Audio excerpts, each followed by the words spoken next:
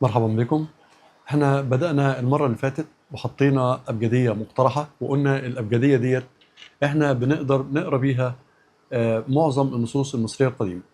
والأبجدية في حد ذاتها تعد اكتشاف إلى حد ما إن صحت نظريتها في القراية للنصوص المصرية. قدمنا دليل أول ودليل تاني من اسم أبو صير، بلد اسمها أبو صير وبلد اسمها صفت الحنة. هنقدم النهاردة الدليل الثالث في حلقة برضو على نفس المنهج اللي احنا ماشيين فيه، تكون مختصرة شوية. الدليل الثالث دوت بنتكلم على العلامة اللي هي شكل الدايرة وفيها خطوط متقاطعة، وقلنا ان العلامة ديت بتنطق اسم ميدان، وهو كان بيستخدمها بتنطق اسم مدينة وميدان، وهو كان بيستخدمها دايما باسم المدينة عموما. يعني المدينة دائما في الولس بيج في المعجم هو مستخدمها باسم المدينة او البلدة، وهي فعلا بتنطق مدينة وبتنطق ميدان. يعني هو في جه في نص مرة في اسم الأزير، لأن هي موجودة من اسم الأزير نفسه، وقال ميدان حرب وحط علامة استفهام، وهنجيلها هنروح لها يعني. وهو كانش متخيل إن ممكن يبقى من جوه اسم الأزير كلمة ميدان قتال أو ميدان حرب. عموما هي برضه بتنطق نفس المعنى، لأن العلامة دي كانت شكل المخصص، شكل مخصص من اسم الأزير. هي علم على اسم الأزير، علم على اسم مدينة، علم على اسم مخصص يعني بلد أو بلدة أو مدينة. وفي نفس الوقت هي علم على اسم مصر. في الحلقة اللي جاية هنشوفها عاملة ازاي، لكن باختصار عايزين ندخل على الحلقة بشكل إلى حد ما سريع ونشوف مع بعض. فالأول عايزين نتننا فاكرين الأبجدية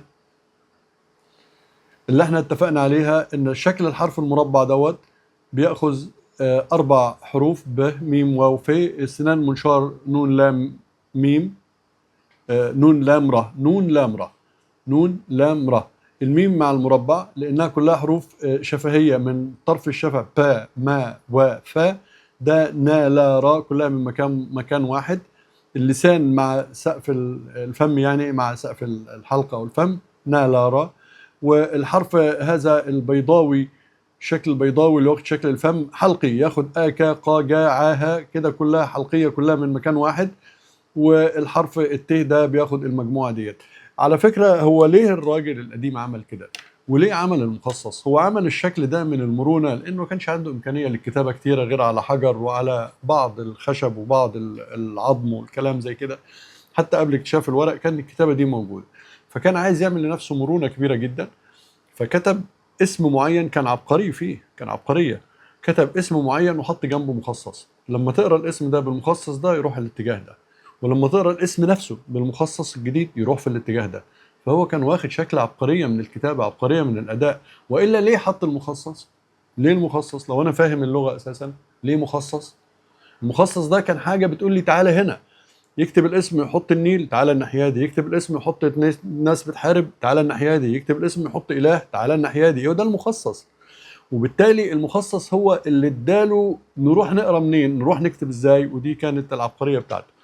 عموما ديت الابجديه مش عايزين ننساها ونخلينا مكملين معاها. ده اسم البلد اللي هنروح له النهارده. لكن عموما هو لما جاء الصور ديت من كتاب الدكتور عبد الحليم نور الدين، بيتكلم على اسم مدينه اسمها ابيدوس، وحط العلامه المخصص اللي هو العلامه ديت اللي بتنطق مدينه.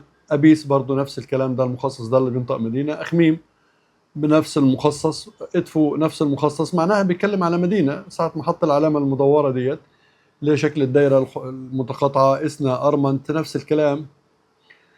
اسوان، اسيوط، نفس الكلام، نفس الكلام بالظبط. العلامه المخصص بيقول لك ان ديت اسم مدينه.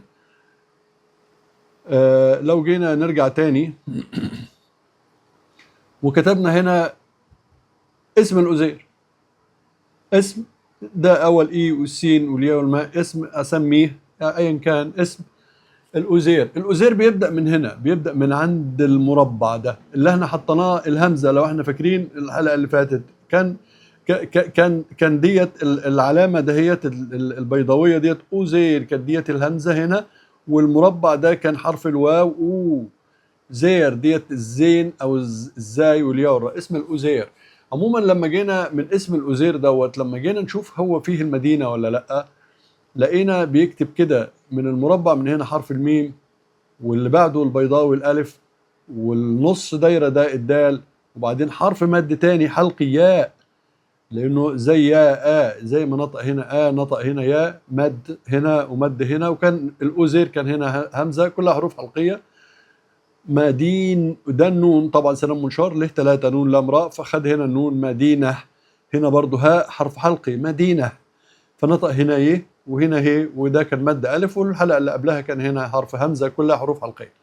مدينة طبعا الحرف النص دايرة ده كان نطق مرة زين حرف زين، يعني لأنه من الحروف اللي هي احنا بنقول عليها لثوية، يعني دا ذا را ثاء كده، يعني يطلع من مكان ده مع ث، شكل الث والدا والذا والضاء مكان واحد. وبالتالي نطقت اسم ايه مدينة، وفعلا هي دايما كان يحطها على جنب المدينة ويرسم المدينة ويكتبها جنبها، فانت عشان تبقى مدرك انها مدينة، وهي فعلا طالعة من اسم الأزير، واكتشافها من اسم الأزير حاجة جميلة قوي. واحيانا كان يخليها ميدان، لو خلى اليه ديت بدل الحرف ده، بدل ما هو يه خلاها ألف، وبرضه هذا الشكل البيضاوي اللي عليه الماوس، هذا الشكل البيضاوي يقبل الياء ويقبل الألف لأنه حروف حلقية. فلما راح عند ميدان الحرب والقتال بقى ميدان، ولما كان عند المدينة وعند اسم الأزير كان مدينة. هو ديت المرونة بتاع الكلمة ومرونة اللفظة وجمالة المخصص، لما كان بيحطه كان بينقلك من كلمة لكلمة، وده معنى المخصص اللي موجود. مدينة وميدان. ده كان التطبيق الثالث، ده كان تطبيق رقم 3 على اسم الأزير من جواه اسم المدينة أو الميدان، وهو كان كلام رائع جدا، والمخصص فعلا بينقلنا ناحية تانية خالص، وبياخدنا في اتجاه تاني خالص، مع هذه المرونة اللفظية اللي الراجل القديم حطها، واللي احنا بنحاول استكشافها من داخل كلماته. وهنقول ازاي بعد كده ما نبقاش محتاجين ان احنا نكتب كل هذه الحروف، ونبقى مدركين للمعنى اللي هو عايز يقوله، بدل ما نكتب التفكيكة ديت. هنعرف بعدين ازاي ما نفككهاش، وازاي نبقى نروح لها بشكل مباشر وسريع. ده كان النهاردة التطبيق رقم 3، وبكرة ان شاء الله مباشر التطبيق الرابع هننزله على نفس هذا الاسم ونفس هذا المخصص، بس رايح في اتجاه بلد جميلة اسمها مصر. ان شاء الله يكون حلقة بكرة بأمر الله. شكرا لك.